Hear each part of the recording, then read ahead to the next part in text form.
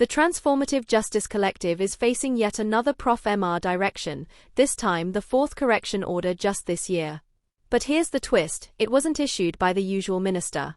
Curious? Stick around because this development brings a fascinating shift in the dynamic between the government and activists advocating against the death penalty in Singapore.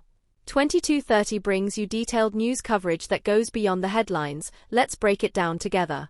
The Ministry of Home Affairs has just issued a correction direction to the Transformative Justice Collective (TJC) over social media posts they made on November 20th across Instagram, Facebook, TikTok, and X accounts. These posts alleged that 3 prisoners, Rosman Abdullah, Roslan Bakar, and Pawzi Jeffreddin, were executed without considering their intellectual and psychosocial disabilities. However, the MHA insists this isn't true.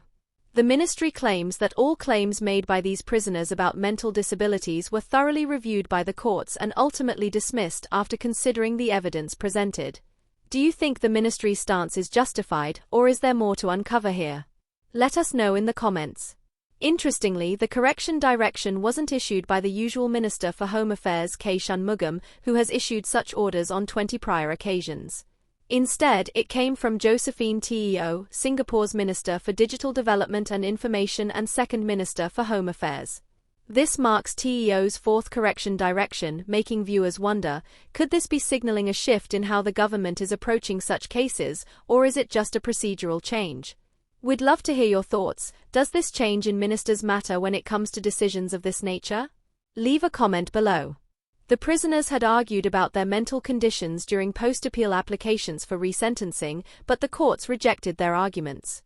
The government stated on its factually website that the judicial process was robust and fair, and all claims of disabilities were considered adequately. Nevertheless, the question remains, how transparent are such processes when handling the death penalty? Is robust and fair sufficient, or should the procedures undergo even more scrutiny? Furthermore, one of the listed collaborators on the post, activist Kokila Annamalai, now faces investigations for allegedly defying a previous POFMA correction order from October. She publicly defended her actions, calling the POFMA direction an unlawful overreach and insisting her posts were expressions of opinion. Her stand drew public solidarity, with 33 others reposting her statement. What do you think? Was Annamalai right to resist? Or was it reckless to go against a legal directive? Drop your take on this in the comments. Stick with us here on 2230 as we keep following this story, providing the details and asking the questions that matter. If you think this story raises critical questions about freedom of expression and the government's handling of dissent, hit that like button, subscribe, and share it to spread awareness. Do you think POFMA is an effective tool to control falsehoods, or does it endanger free speech in Singapore? Let's get the discussion going. Leave your thoughts below.